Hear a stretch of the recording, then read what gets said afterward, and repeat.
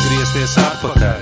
Nu gadā 2000, jeb citiem vārdiem sakot vispārējā eiforijā. Tāds vārds kā korupcija, tāds toreiz vispār nekur neskanēja. Un sliktais vai lūzers bija tas, kurš kaut ko kritizēja. Negācijas kā tēma bija gandrīz vai aizliegts, jo visiem viss taču bija kārtībā. Un domāju laikam daudz, ka būs vēl labāk, kad iestāsimies visi tajā savienībā.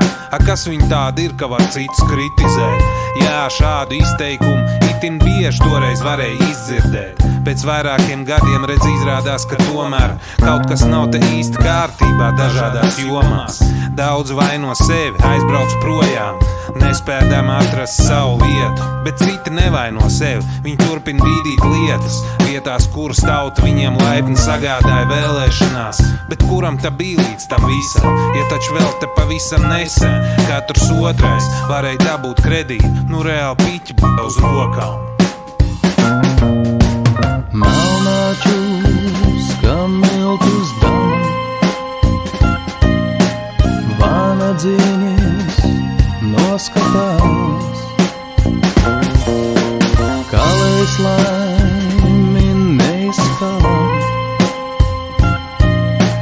tautas svētkos aizdzērās.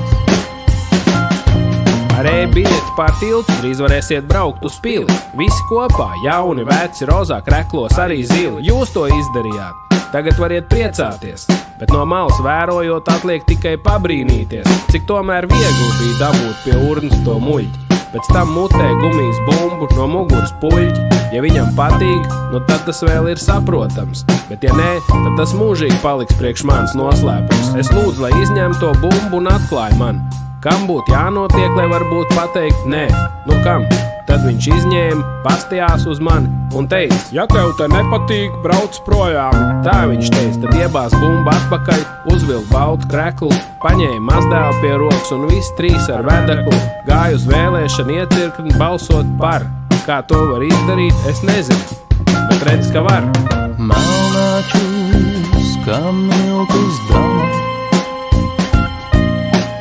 vānadzīnis noskatās, kalējs laimi neizskala, tautas svētkos aizdzērās.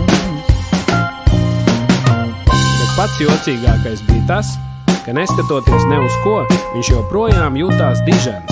Pazemots, bet dižens un lepns. Par ko? To viņš īsti nezināja. Es arī nezinu, jo es viņu nepazinu. Viņš man tā arī paliks starp svešajiem.